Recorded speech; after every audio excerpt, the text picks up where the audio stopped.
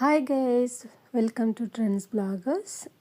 Today I am going to show you the haircut. My client had a haircut with some other salon, but she didn't like, and she has done keratin, I think so. It is like almost 3 months. Her keratin also has gone. So let me give her a little good cut, I can say, depending on her face. No, let me see what best I can give her. So if you like my video, please watch complete video and share to your friends.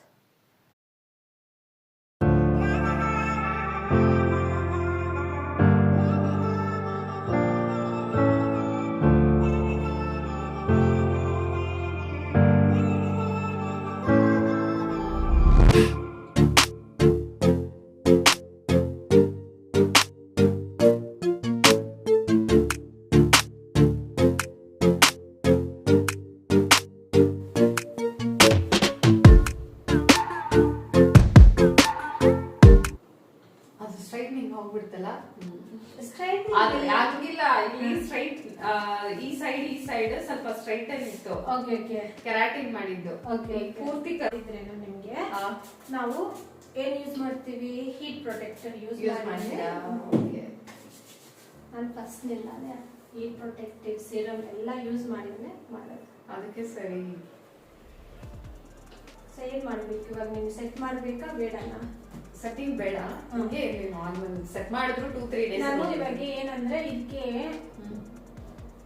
Hair cut ಮಾಡಿದ್ದೀನಿ, ಟೆಕ್ಸ್ಚರೈಸಿಂಗ್ ಮಾಡಿಲ್ಲ. ಟೆಕ್ಸ್ಚರೈಸಿಂಗ್ ಮಾಡಿದ್ರೇನೆ ಅದು ಪೂರ್ತಿ cut. ನಾನು setting ಮಾಡಿದ್ರೇನೆ ಅದು ಟೆಕ್ಸ್ಚರೈಸಿಂಗ್ ಮಾಡಿ.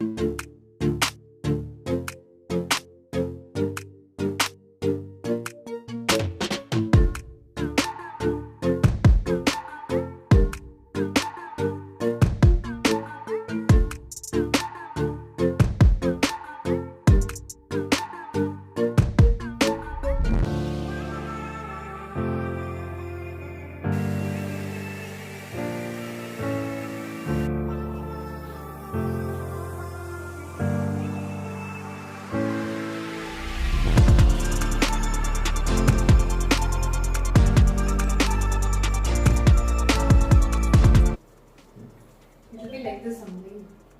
Now it's looking good. After wash 70% it will be there. Okay.